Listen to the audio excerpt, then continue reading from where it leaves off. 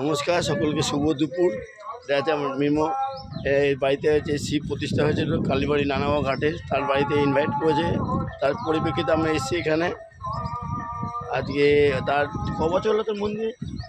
এটা 1980-তে প্রতিষ্ঠা হয়েছে। 1980 প্রতিষ্ঠা হয়েছে, কিন্তু আমাদের নানাবা কলেজ ঘাট যেটা আছে সেইখানে হচ্ছে সে মন্দিরটা আছে, কিন্তু মন্দিরটা পাশেই, কিন্তু ওখান থেকে এসে বাড়িতে ছাদে ওটা ফ্ল্যাটে দেখতে পাচ্ছেন গঙ্গার লুক, এত সুন্দর লুক। তার পাশে দেখছি ওদিকে তেলনিপাড়া, কিন্তু এত রোদ কিন্তু কিছু দেখা যাচ্ছে না ওপারটাও।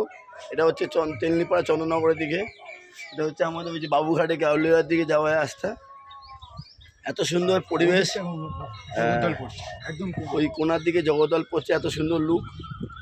যেখানে মিমোকেও এই জন্য ধন্যবাদ জানাই, এত সুন্দর পরিবেশ, এত সুন্দর মানে সিচুয়েশান দেখানোর জন্য আমাকে খুব ভালো লাগলো। কিন্তু এই পরিবেশটা রোদ উঠলেও কিন্তু হাওয়াটা রুচে উপরে, তাই জন্য খুব ভালো লাগছে। হ্যাঁ, কিন্তু আসলাম তাই জন্য আপনাদের একটু শেয়ার করলাম যে আপনারাও দেখুন, এত সুন্দর পরিবেশটাকে উপভোগ করুন।